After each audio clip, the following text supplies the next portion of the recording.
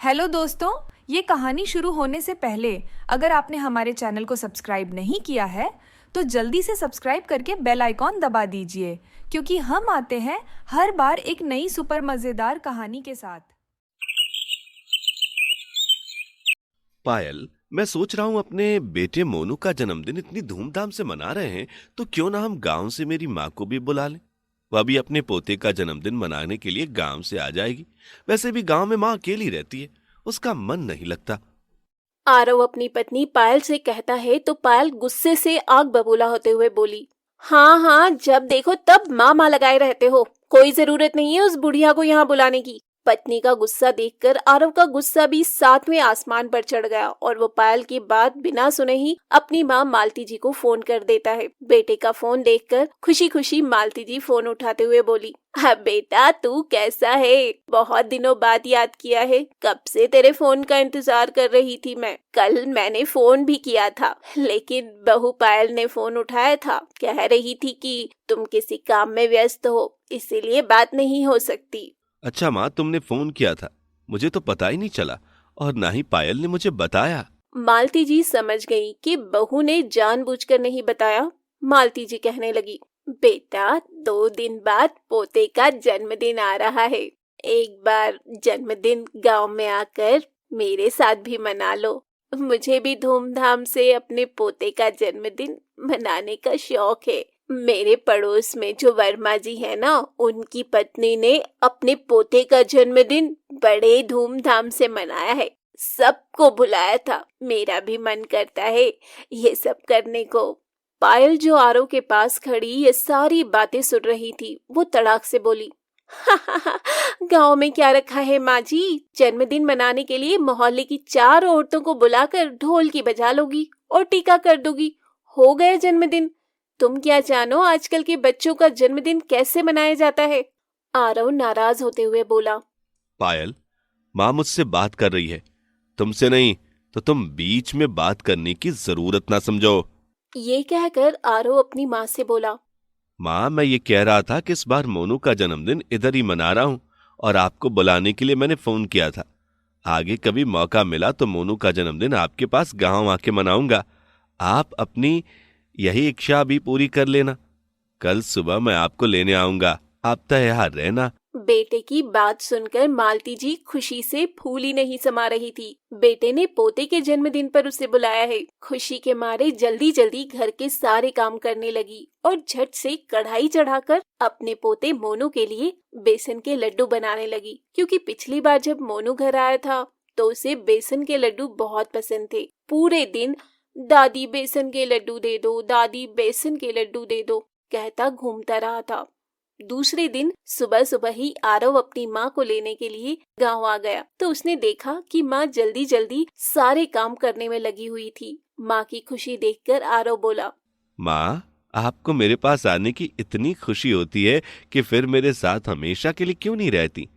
आप, कितनी बार मैंने आपको कहा है, लेकिन हर बार आप मना कर देती हो। तो बेटे की बात सुनकर मालती जी सोचने लगी, बेटा, तुम तो चाहते हो कि तुम्हारी माँ तुम्हारे साथ रहे, लेकिन बहू नहीं चाहती कि मैं तुम दोनों के साथ रहूं। पिछली बार जब तुम दोनों घर आए थे, मुझे अपने साथ ले चलने की बात कर रहे थे, तो बहू ने मेरी वजह से तुमसे कितना झगड़ा किया था और फिर मैं नहीं चाहती मेरी वजह से बहू बेटे में झगड़ा हो। तभी अचानक आरव ने कहा, माँ क्या सोचने लगी? कुछ नहीं बेटा, जब तक मेरे हाथ पैर चल रहे हैं तब तक मैं गांव में ही रहूंगी। जिस दिन हाथ पैर नहीं चलेंगे उस दिन तुम आकर मुझे शहर ले जाना। आरव अपनी माँ को लेकर शहर के लिए निकल गया तो रास्ते में मालती जी बोली, अब बेटा, मैं अपने पोते के लिए कुछ उपहार नहीं ले पाई हूँ। तुम शहर में मुझे बाजार ले चलना।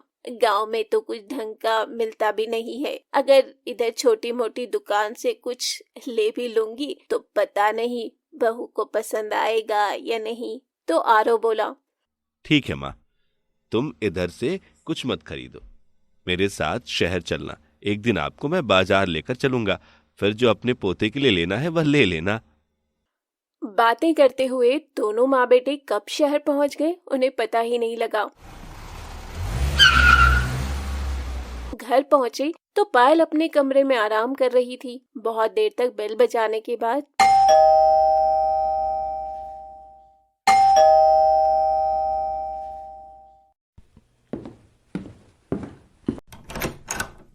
बाहर आई और फॉर्मेलिटी के लिए मालती जी के पैर छूकर वापस अंदर चली गई। मालती जी हॉल में सोफे पर आकर बैठ गईं। थोड़ी देर में आरव तीनों के लिए चाय बनाकर ले आया। बहू चाय पीने के लिए बाहर आई तो मालती जी ने कहा, बहू अगर पोता ना सोया हो तो उसको मेरे पास भेज दो, मुझे उससे मिलने की बड़ी इच्छा हो रही है और मैं उसके लिए बेसन के लड्डू भी बनाकर लाई हूँ, उसे बहुत ज्यादा पसंद है ना। तो पायल ने झट से कहा, माँ जी बड़ी मुश्किल से सोया है, जब जागेगा तब मिल लेना। पास में बैठा आरव पायल के स्वभाव से बहुत अच्छी तरह से परिचित था कि उसका मुंह क्यों बना हुआ है। उसे मेरी माँ का घर में आना बिल्कुल भी पसंद नहीं है। लेकिन थोड़ी देर में मोनू खुद ही कमरे से बाहर निकल के आ गया और सामने अपनी दादी को देखकर भागता हुआ दादी के गले लग गया और कहने लगा, दादी आप कब आए, मुझे पता भी नहीं था। तो मालती जी ने कहा, बेटा बस अभी आई हूँ। कहते हुए उन्होंने डिब्बे से बेसन के लड्डू निकालकर पोते को दे दिए और बोली, ले मोनू, तुझे बेसन के लड्डू बहुत पसंद है ना, देख तेरे लिए कितने सारे लड्डू बनाकर लाई हूँ। मोनू एक बार में पूरा ही लड्डू खा गया और दादी से और लड्डू मांगने लगा। तो पायल झुंझलाते हुए बोली, माँ जी इतने लड्डू इसे मत खिलाओ, पेट खराब हो जाएगा, इतना मीठा खाएगा तो पेट दर्द होने लगेगा। पायल ने दोनों लड्डू मोनू के हाथ से छुड़ाकर वापस डब्बे में रख दिए तो मोनू रोने लगा। आरव भी उनके पीछे पीछे रूम में गया तो पायल पहले से ही बड़बड़ा रही थी, मैं इसीलिए तुम्हारी माँ को नहीं बुलाती हूँ, मेरे बेटे को बिगाड़ कर रख देंगी, इतने सारे मीठे लड्डू देने की क्या जरूरत थी, कल को पेट में दर्द होने लगेगा तो डॉक्टर के पास ले जाना पड़ेगा। तभी आरव अपनी पत्नी की बात काटते हुए कहता है, कैसी बात कर रही हो पायल, माँ के घर के बने हुए देसी घी के बेसन के लड्डू खाने में मोनू के दांत में दर्द होने लगेगा, लेकिन जो तुम सब सुबह शाम उसे चॉकलेट खिलाती रहती हो उससे उसे दर्द कुछ नहीं होगा, उसके दांतों में कोई प्रॉब्लम भी नहीं आएगी। सच बताऊं तो दांत चॉकलेट खाने से खराब होते हैं, ना कि लड्डू से। तुम्हें तो बस मूड खराब करने का मौका चाहिए। माँ को भूख लग रही है, हम दोनों के लिए खाना परोस दो। क्या तुम दोनों गांव में खाना खाकर भी नहीं आए? मैंने तो अपना और मोनू का खाना बनाया था, तुम लोगों का खाना नहीं बनाया। मुझे लगा था कि तुम गांव जा रहे हो तो माँ ने तुम्हारे लिए तो खाना बनाया ही होगा, लाडला बेटा आया है तो माँ बेटा खाना खाकर ही आओगे। पायल की बात सुनकर आरव ने गुस्से से कहा, पायल इतना तो तुम्हें समझना चाहिए कि हम सुबह 10 बजे से वहां से चले थे। अगर माँ खाना बनाने लगती तो हमें आते आते रात हो जाती। तुम्हारे आलस की भी हद होती जा रही है, जरा सभी नॉनसेंस नहीं है। जब हम लोग गांव से आएंगे तो खाना तो खाएंगे ही, सिर्फ अपने आलस की वजह से तुमने खाना नहीं बनाया। इतना सुनते ही पायल भड़कते हुए बोली, हाँ हाँ अब तो तुम्हारी माँ आ गई है ना, तो अब तो तुम मुझसे रोज ही किसी न किसी बात को लेकर झगड़ा करोगे ही। बहू की आवाज सुनकर मालती जी ने अपने बेटे को आवाज देते हुए कहा, अरे बेटा आरव, मुझे भूख नहीं है, वैसे भी मेरा पेट 2 दिन से ठीक नहीं है, मैं कुछ भी खाने की उम्मीद में नहीं हूँ और कुछ भी खाना नहीं खाऊंगी। सुबह नाश्ता भी बहुत भारी कर लिया था, थोड़ा बहुत बेसन का लड्डू खा लूंगी और पानी पी लूंगी, कहीं बेटे बहू में बात न बिगड़ जाए। यही सोचकर मालती जी ने खाना खाने से मना कर दिया। दूसरे दिन पायल आरव से बोली, आज मुझे बाजार ले चलो ना, कुछ शॉपिंग करनी है। तो आरव ने भी खुशी खुशी पायल से हाँ बोल दिया। ठीक है पायल, तुम तैयार हो जाओ, और वैसे भी हफ्ते भर से ऑफिस में बहुत ही ज्यादा काम है, तो जन्मदिन की कुछ तैयारी नहीं हो पाई है। हालांकि सबको इनवाइट तो कर दिया, लेकिन हमारी तैयारी अभी भी अधूरी है। हमने जो होटल पार्टी के लिए बुक किया था, एक बार उसका मेन्यू भी डिसाइड कराएंगे और तुम भी चलेंगे, शॉपिंग भी कर लेंगे।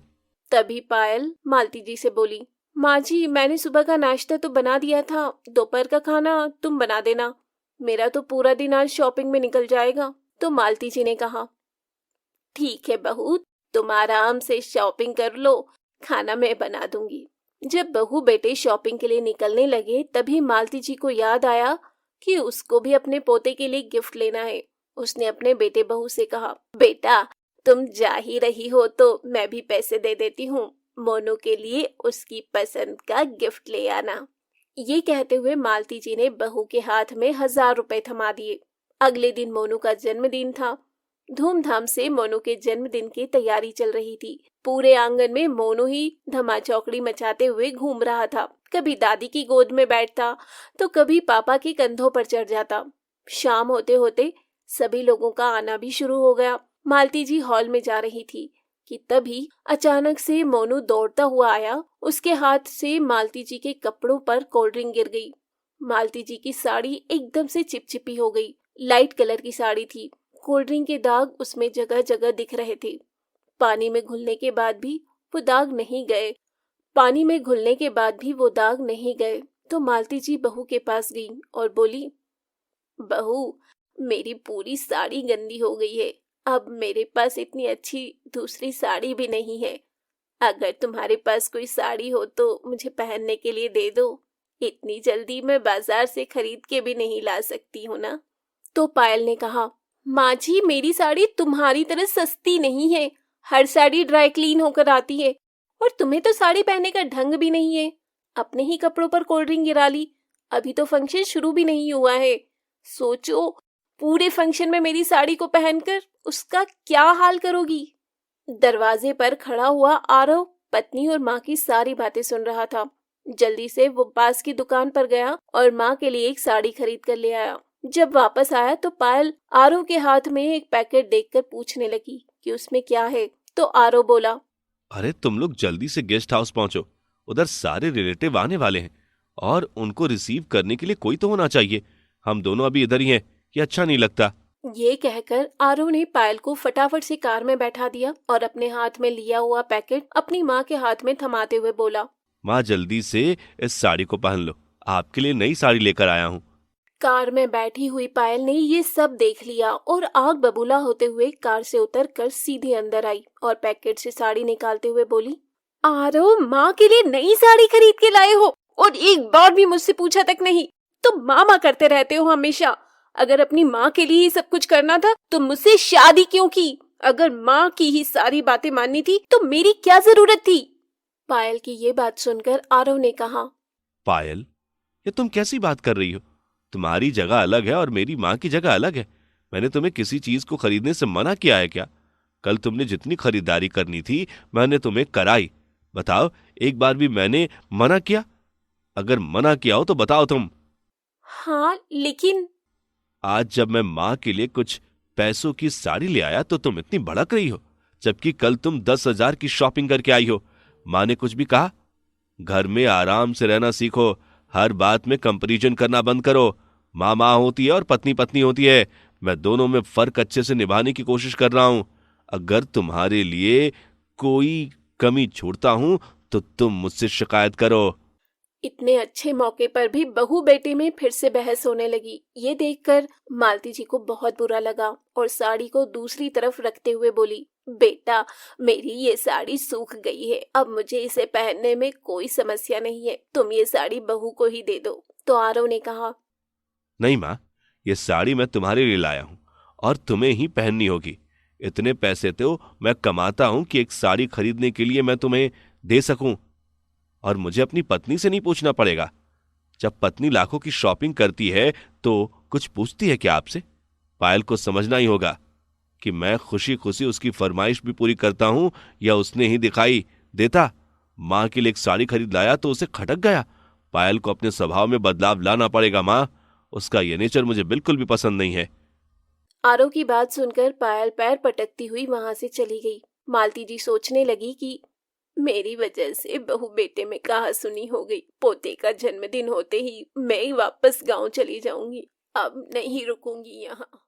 लेकिन उधर बेटे ने तो उसके लिए कुछ और ही सोच रखा था। आरव एक बहुत ही समझदार और सुलझा हुआ लड़का था। वो अपने पति के फर्ज को भी अच्छे से समझता था, साथ ही साथ माँ का मान सम्मान करना भी जानता था। किसी एक को खुश करने के लिए वो दूसरे को दुखी नहीं करना चाहता था। इसीलिए मन ही मन वो पायल को सबक सिखाने का निर्णय लेता है, क्योंकि वो पायल की इन छोटी मोटी बातों से बड़ा दुखी हो गया था। मोनू के जन्मदिन की पार्टी बड़ी धूमधाम से मनाई गई, पर पायल पूरी पार्टी में अपनी सासू माँ से मुंह फुलाए रही। न तो उसने ठीक से बात की और न ही खाने पीने के लिए पूछा। दूसरी तरफ आरव दोनों तरफ तालमेल बैठाने की पूरी कोशिश कर रहा था। अगले ही दिन मालती बेटे से बोली, बेटा, पोते का जन्मदिन अब हो गया है, अब मैं गांव जाना चाहती हूँ। ये सुनकर पायल बहुत खुश हो गई, लेकिन आरव ने कहा, माँ, तुम गांव जाकर क्या करोगी? वैसे भी अब तुम्हारी हिम्मत नहीं रही, कोई तुम्हें देखने वाला भी नहीं है।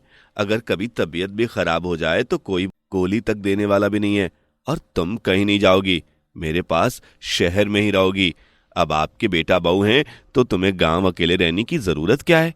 ये सुनकर पायल आग बबूला होते हुए बोली, इन्हें गांव में रहने से क्या समस्या है? हम अभी अपने साथ माँ जी को नहीं रख सकते? तो आरव ने भी गुस्से से कहा, मैं माँ को गांव नहीं जाने दे सकता, ये मेरा आखिरी निर्णय है पायल। आरव को गुस्से में देखकर पायल थोड़ा सा शांत हो गई, क्योंकि इससे पहले उसने आरव को इतना गुस्सा करते हुए नहीं देखा था। आरव माँ का हाथ पकड़कर कमरे में ले गया और बोला, माँ, तुम्हारा शरीर तो बुखार से तप रहा है और तुमने बताया भी नहीं। चलो अभी डॉक्टर को दिखाने के लिए लेकर चलता हूँ। तो मालती ने कहा, अरे नहीं बेटा, डॉक्टर को दिखाने की जरूरत नहीं है।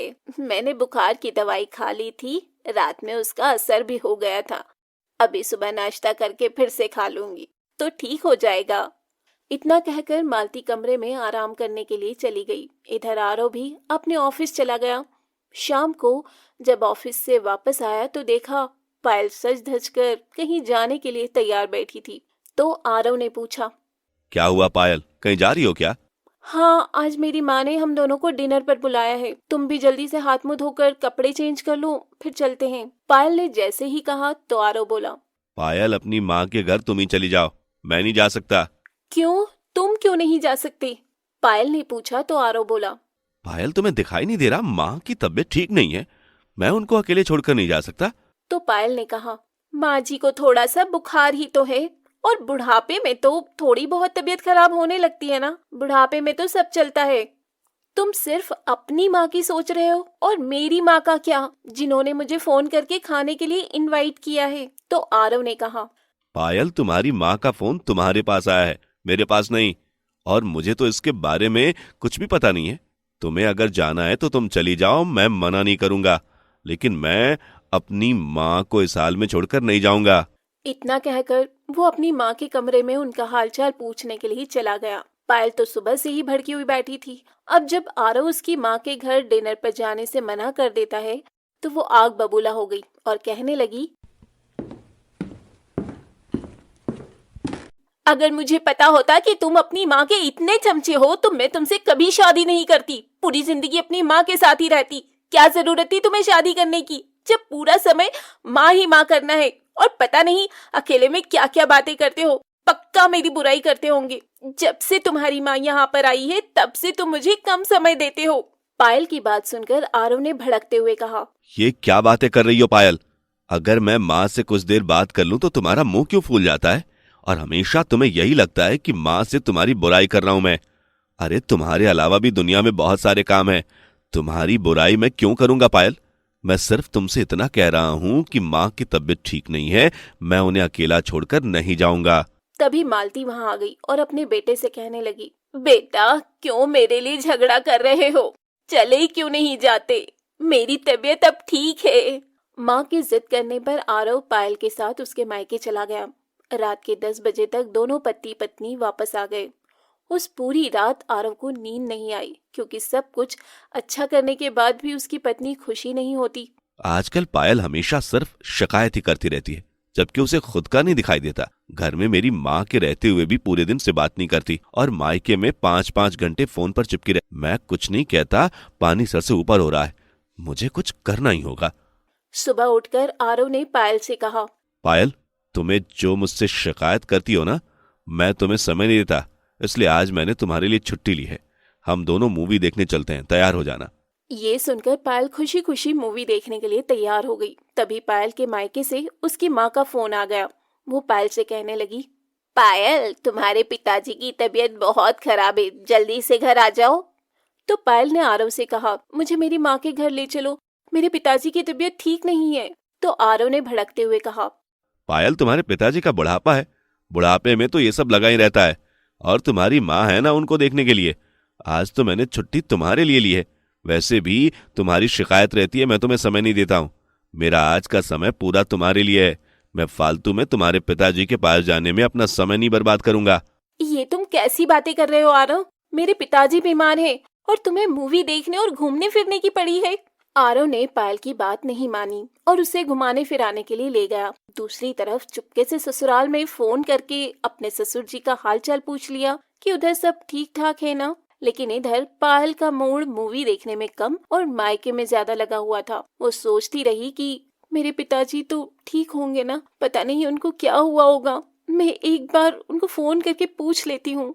जैसे ही पायल ने अपने बैग से फोन निकाला तो आरव ने फोन को स्विच ऑफ कर दिया। ये सब देखकर पायल झल्ला कर बोली, ये क्या तरीका है आरव? मायके में मेरे पिताजी की तबीयत ठीक नहीं है और तुम मुझे बात नहीं करने दे रहे हो। मैंने तुमसे शादी की है, खरीदा नहीं है तुमने मुझे। क्यों मैं अपने माँ बाप की दुख तकलीफ में भी साथ ना दूं? मैं अपने माता पिता की इकलौती बेटी हूँ। बीमारी में मेरा उन्हें देखने का फर्ज बनता है। तुम मुझे उन्हें देखने से मना नहीं कर सकते। बिल्कुल सही कहा पायल। इतने सालों में मैं तुम्हें यही तो समझा रहा था कि मैंने तुमसे शादी की है, तुमने मुझे खरीदा नहीं है जो मैं तुम्हारे इशारों पर नाचता रहूं। अगर नहीं नाचूं तो तुम घर में कलह पैदा कर देती हो। मैं भी अपनी माँ का इकलौता बेटा हूं और मेरे अलावा उनका कोई सहारा नहीं है। पिताजी भी नहीं है। तुम्हारे पिताजी के पास कम से कम तुम्हारी माँ तो है और उन दोनों पति पत्नी की जोड़ी तो साथ में है। मेरी माँ के पास तो पिताजी भी नहीं है। अगर मैं उनका साथ नहीं दूंगा तो कौन देगा? अगर तुम मेरी माँ का साथ देना पसंद नहीं करती हो तो तुम भी अपने माता पिता का साथ नहीं दोगी। उन्हें उनके हाल पर छोड़ दो और बात बात पर माँ माँ मत किया करो। अब तुम्हारी शादी हो गई है मुझसे और तुम्हें मेरे हिसाब से ही चलना होगा। आज से पहले मैंने तुम्हें कभी भी मायके जाने से मना नहीं किया। जब तुम्हारा मन करता था चली जाती थी, लेकिन तुम्हें अपने लिए सारी स्वतंत्रता चाहिए। मेरे ऊपर ही सारी चीजों का बंधन लगाती हो। तुम्हारी माँ माँ है और मेरी माँ माँ नहीं, पराई हो गई। इतना भेदभाव मुझसे बर्दाश्त नहीं होता पायल। अब जब मेरी माँ की सेवा तुम नहीं कर सकती हो, उनके साथ अच्छे से व्यवहार नहीं कर सकती हो, तो मैं भी तुम्हारे माता पिता के साथ नहीं दूंगा। ये तो तुम खुद को बदलने की कोशिश करो या फिर अपना सामान पैक करो और हमेशा हमेशा के लिए मायके चली जाओ। आरव के ऐसे रूप को देखकर पायल दंग रह गई। थोड़े समय के लिए तो उसकी बोलती ही बंद हो गई। फिर सोचने लगी, आरव सच ही तो कह रहा है। उसकी माँ की तबीयत खराब थी, फिर भी मैं उसकी माँ को छोड़कर अपने मायके चली गई। एक बार हाथ पकड़कर भी नहीं देखा कि माँ जी तुम्हारी तबीयत कैसी है। जब मेरे मायके में किसी की तबीयत खराब होती है तो मैं भाग कर जाती हूँ और उम्मीद करती हूँ कि आरव भी मेरे साथ चले। सोच सोच कर ही पायल की आंखों से आंसू बहने लगे। उसके चेहरे से लग रहा था कि ये आंसू आज पश्चाताप के आंसू थे। वो आरव के सामने हाथ जोड़कर कहने लगी, देखो जी, मुझसे बहुत बड़ी गलती हो गई जो मैंने तुम्हारी माँ को अपनी माँ नहीं समझा और माँ में इतना भेदभाव किया। लेकिन आज तुमने मेरी आंखें खोल दी है। आज तक मैंने जो भी माँ के साथ व्यवहार किया वो गलत था। मुझे माफ कर दो। बहुत देर तक पायल रोती रही तो आरव ने कहा, पायल, यही तो मैं तुम्हें समझाना चाहता था कि तुम मुझे बुरी नहीं लगती हो। तुम भी मुझे बहुत अच्छी लगती हो, पर माँ ने भी मुझे जन्म दिया है। मैं माँ को भी अकेले कैसे छोड़ सकता हूँ? जैसे माँ कभी पत्नी की जगह नहीं ले सकती, ठीक वैसे ही पत्नी कभी माँ की जगह नहीं ले सकती। इसलिए मेरे लिए तुम दोनों ही बहुत महत्वपूर्ण हो। बस यही बात मैं तुम्हें समझाना चाहता था और अब तुम्हें समझ में आ गया है, तो अब चलो जल्दी से तुम्हारे मायके चलते हैं। पिताजी को अच्छे डॉक्टर से भी दिखाना है। ये सुनकर पायल खुश हो गई और फटाफट अपने मायके के लिए निकल गई। मायके में देखती है कि आरव कितने प्यार से उसके पिताजी को डॉक्टर के पास ले जा रहे हैं, उनकी पूरी देखभाल कर रहे हैं। कभी दवाई लेने के लिए तो कभी पानी पिलाने के लिए भागता है, तो कभी पिताजी के सर को दबाने के लिए। ये सब देखकर पायल की आंखों में आंसू आ गए। मैं कितनी गलत थी और कितना भेदभाव करती थी। आरव ने कभी भी मेरे माँ बाप के साथ भेदभाव नहीं किया। मुझे भी खुश करने की पूरी कोशिश की है, मुझे भी खुश रखने की पूरी कोशिश की है, लेकिन मैंने उसे समझने में बहुत देर कर दी। जब आरव पायल के पिताजी को डॉक्टर के पास दिखा लाया तो पायल ने आरव से कहा, आरव अब पिताजी ठीक हैं, चलो हम घर चलते हैं। तो आरव ने कहा, अगर तुम अपने माता पिता के पास रुकना चाहती हो तो रुक जाओ, मैं माँ के पास अकेला ही चला जाऊंगा। तो पायल बोली, नहीं आरव, पिताजी की तबीयत अब ठीक है और उनके साथ में माँ है ना, मैं तुम्हारे साथ घर चलूंगी। रास्ते में एक फल का ठेला देखकर पायल ने कहा, रुको, मैं माँ के लिए कुछ फल खरीद लाती हूँ, उनकी तबीयत ठीक नहीं है। ये देखकर आरव को बहुत खुशी हुई। जैसे ही वो लोग घर पहुंचे तो पायल सीधी मालती के कमरे में गई। मालती पोते को अपने साथ बैठाकर उसे कहानियां सुना रही थी। ये सब देखकर पायल की आंखें भर आई। उसने कहा, माँ जी, अब आपकी तबीयत कैसी है? आपने सुबह से कुछ खाया या नहीं? ये लो, मैं आपके लिए फल लेकर आई हूँ, कुछ फल खा लो, आपको आराम मिलेगा।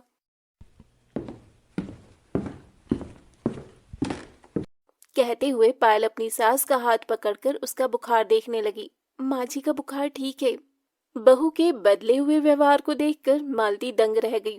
बेटे की तरफ आश्चर्य से देखने लगी तो आरव मुस्कुराते हुए बोला, माँ, आज से तुम्हें अपनी बहू का यही रूप देखने को मिलेगा। तो पायल भी मुस्कुराते हुए बोली, हाँ माँ जी, अब आप हमारे पास ही रहेंगी, अब हम आपको कहीं नहीं जाने देंगे। ये सब कहते हुए पायल ने अपने किए की माफी मांगी। आज मालती अपनी बहू के बदले हुए व्यवहार को देखकर बहुत खुश हो गई और खुशी से बहू को माफ कर दिया। सभी लोग घर में बहुत अच्छे से रहने लगे। पायल भी अपनी सास की खूब अच्छे से देखभाल करने लगी। दोस्तों, घर का बेटा होना आसान काम नहीं होता, क्योंकि शादी के बाद उसे हर एक बात नाप तोल करके बोलनी पड़ती है। कहीं माँ नाराज ना हो जाए तो कहीं पत्नी नाराज ना हो जाए, उसे सब कुछ देख कर चलना पड़ता है। तो दोस्तों, आरव का फैसला आपको कैसा लगा कमेंट करके जरूर बताना। कहानी अच्छी लगी हो तो प्लीज वीडियो को लाइक करें, शेयर करें और हमारे चैनल को सब्सक्राइब करना बिल्कुल ना भूलें। पायल अपने नाम की तरह बहुत ही प्यारी और चुलबुली लड़की थी। पिता की लाडली और माँ की आंखों का तारा। माँ बाप ने बड़े अरमानों के साथ पायल को शादी करके वेद के साथ विदा कर दिया। पायल बेटी से बहू बनकर किसी का घर संभालने आ गई। ससुराल के पहले दिन ही पायल की सास ललिता उससे कहती है, बहू, आज तुम्हारा पहला दिन है तो समझाई देती हूँ। सुबह 4 बजे उठकर नहा लेना, उसके बाद दुर्गा माँ के चरणों में दीपक जलाकर आरती लेना, तब कहीं रसोई में जाना, समझ गई ना? मम्मी जी 4 बजे? हाँ 4 बजे, ससुराल का पहला दिन है ना, इसीलिए। क्या यार, ये सास है या ललिता पवार? कुछ कहा क्या बहू? नहीं मम्मी जी, मैं तो कह रही थी कि इतनी सर्दी में भला इतनी जल्दी कौन उठता है मम्मी के घर? मैं तो नहीं बहू, ये मम्मी का नहीं सासू माँ का घर है, नियम से चलना पड़ेगा। और वैसे भी कल तुम्हारा ससुराल में पहला दिन है। उफ, सर्दी में ससुराल का पहला दिन ना हुआ, बवाल हो गया। रात में जब वो अपने कमरे में गई तो देखा वेद कमरे में उसका इंतजार कर रहा था। आओ पायल, बहुत देर कर दी, मैं कब से तुम्हारा इंतजार कर रहा था। वैसे पायल, बहुत सुंदर लग रही हो। मैं हमेशा तुम्हें अपनी पलकों पर बैठा कर रखूंगा। अच्छा, ये बताइए बाथरूम किधर है? उसमें नहाने के लिए साबुन, टॉवेल, शैम्पू है, गर्म पानी है और मग बाल्टी। ये क्या पायल, मैं तुमसे इतनी रोमांटिक बातें कर रहा हूं और तुम ये क्या साबुन, शैम्पू, मग, बाल्टी लेकर बैठ गई? घड़ी में देखो कितने बज गए हैं। शादी की कई दिनों की रस्मों में थक गई हूँ और ऊपर से मम्मी जी ने कहा है कि बहू सुबह 4 बजे उठ के नहा लेना, कल ससुराल में पहला दिन है। अब आप ही बताओ मैं क्या करूं? कोई नहीं, चलो तुम टेंशन मत लो और अब आराम से सो जाओ। मैं तुम्हें सुबह जल्दी उठा दूंगा। पायल चुपचाप सो गई। आज उसे अपनी मम्मी पापा की बहुत याद आ रही थी। सुबह वेद 3:30 बजे उठकर गैस पर पानी गर्म कर लाया। 4 बजे पायल को जगाया, तब कहीं वह 5 बजे आई और तैयार होकर पूजा करने लगी। पूजा कर ही रही थी कि ललिता मंदिर में घंटी की आवाज सुनकर जाग गई और बोली, अरे वाह, बहू तो बहुत बड़ी संस्कारी है, समय से ही उठकर सब काम निपटा लिए। मम्मी जी, वेद ने सुबह जल्दी जगाकर गैस पर गर्म पानी करके दे दिया था। तुम गर्म पानी से नहाई हो? जवान खून होकर भी मैं तो बुढ़ापे में भी ताजे पानी से नहाती हूँ। 1000 का सिलेंडर हो, इस तरह 4 दिन भी ना चलेगा बहू। ताजे पानी से नहाने की आदत डाल लो। चलो, तब तक मैं नहा कर आऊं, तब तक चाय बना लो। सुबह 5:30 बजे कौन चाय पीता है? अभी तो घर में सब सो रहे हैं। सबसे पहले पायल रसोई में गई और कुछ देर बाद चाय बन चुकी थी। ललिता नहा कर आई और आते चिल्लाई, बहू ये क्या, रसोई में तुम जूते पहनकर कैसे घुस गई? मम्मी जी, वो पैर सर्दी से सुन्न पड़ गए हैं। अब फर्श ठंडा है इसलिए पहन लिए। सर्दी लगने से ना मेरी उंगलियां सूज जाती हैं। बहू, सर्दी हो या गर्मी, जूते चप्पल पहनकर रसोई में नहीं आना चाहिए, और ये सब यहाँ नहीं चलेगा। पायल का ससुराल में पहला दिन ऐसा होगा उसने कभी सोचा नहीं था। उसकी आंखों में आंसू भर आए। उसने सब काम निपटा लिया, फिर देखा कि उसकी ननद नेहा 11 बजे तक ही सोई हुई है। ललिता हाथ में चाय का कप लेकर उसे बड़े प्यार से जगा रही है और कह रही है, उठ जा बेटा, अगले महीने तेरी शादी है। इसीलिए तो सो रही हूँ मम्मी, वहाँ सासू माँ मुझे कहाँ सोने देंगी? कैसे नहीं सोने देगी? कुछ कह के तो दिखाए मेरी फूल सी बच्ची को। अब पायल किससे कहे कि वो भी किसी की फूल सी बच्ची ही थी। रात में ललिता ने कहा, अरे बहू जरा कुछ देर पैर तो दबा दो, बहुत दर्द हो रहा है। पायल पैर दबाने लगी, मगर रात में देर से सोने और जल्दी जागने के कारण उसे बहुत जोर से नींद आने लगी थी। ललिता ने कहा, चलो ठीक है, अब जाओ सो जाओ, भगवान तुम्हें चांद सा बेटा दे।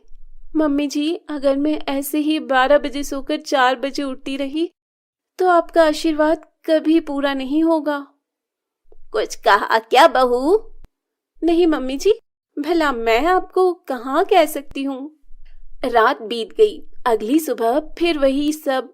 ललिता सुबह सुबह घर की सारी चादर और पर्दे इकट्ठे कर रही थी।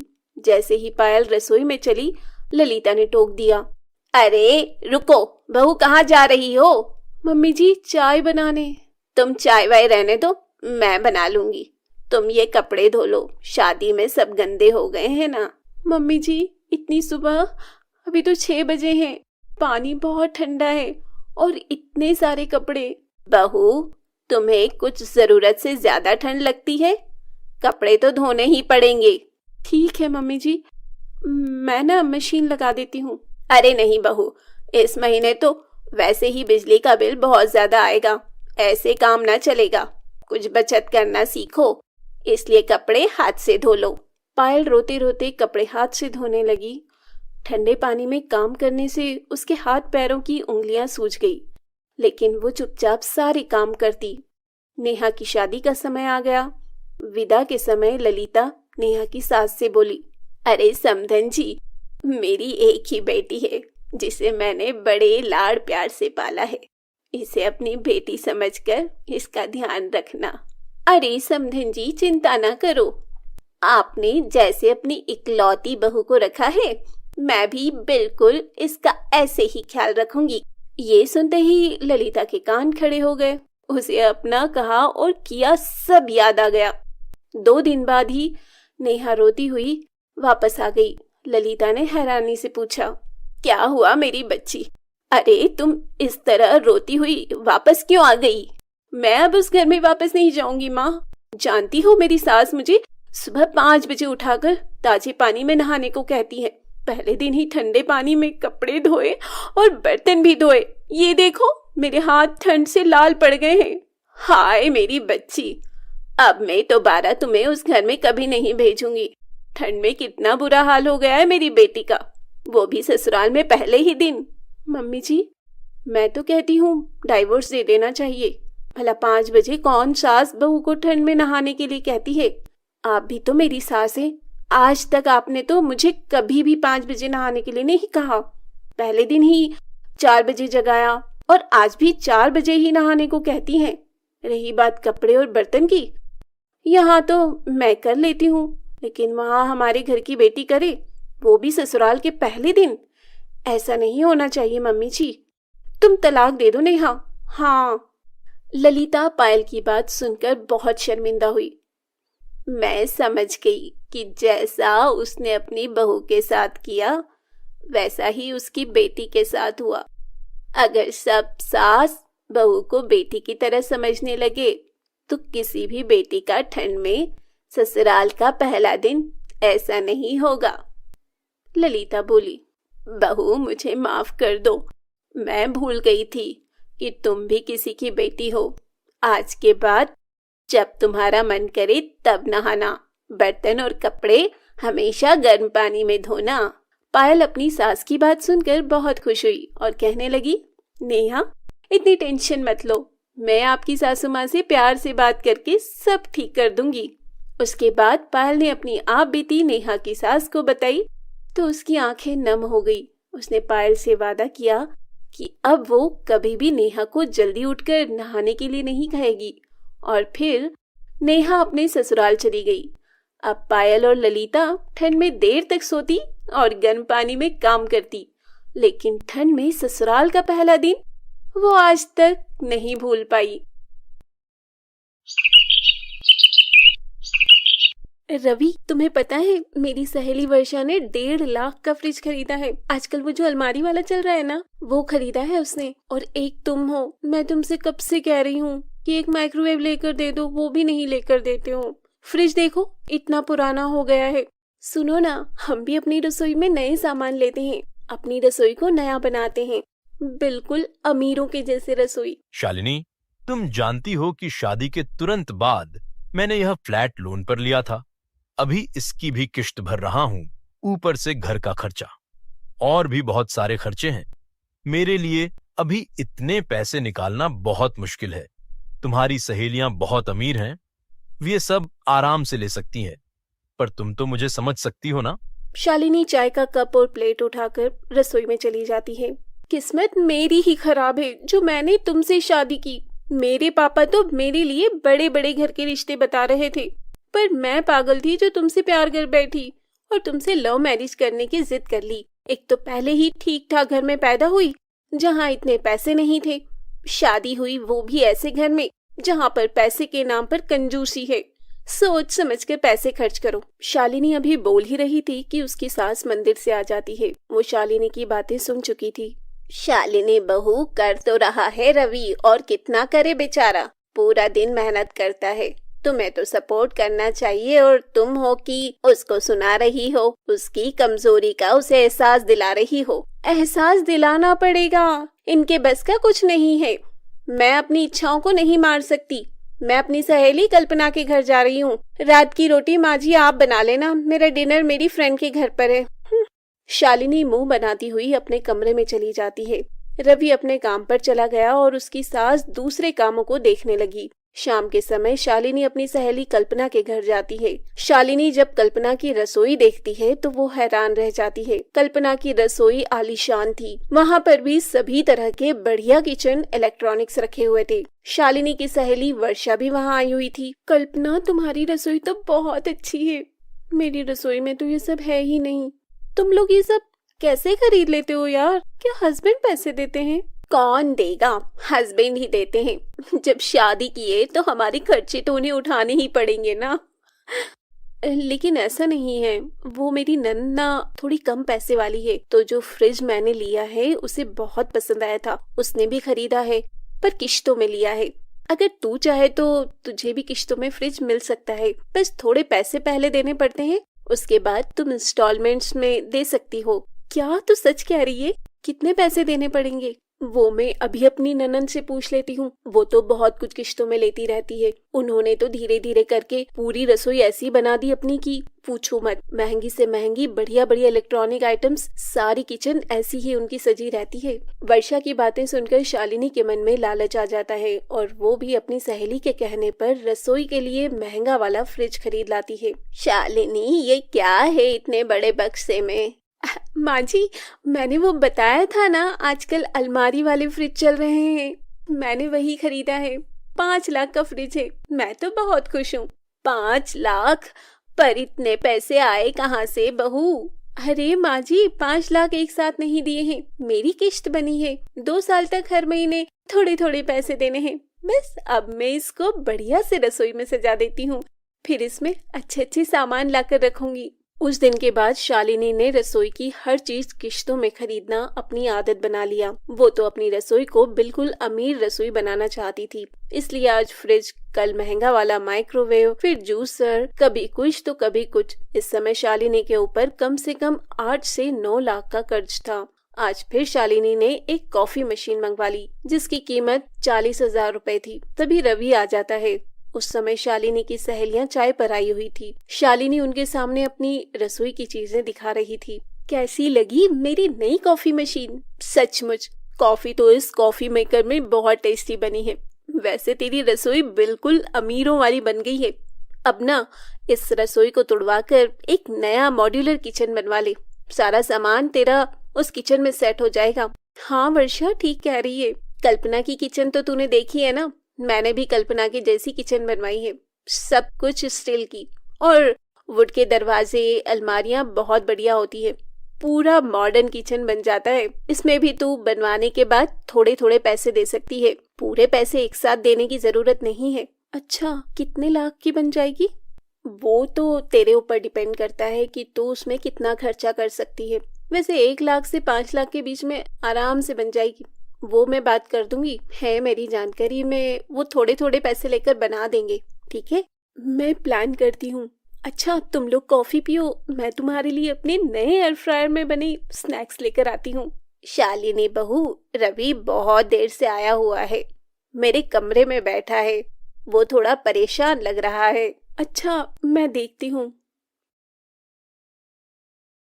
क्या हुआ रवि? माँ जी कह रही हैं कि तुम थोड़ा परेशान हो। वो हमारी कंपनी बंद हो रही है तो इसी वजह से ये लास्ट मंथ है। फिर अगले महीने से मुझे कहीं और नौकरी ढूंढनी पड़ेगी। तुम्हारी नौकरी छूट गई?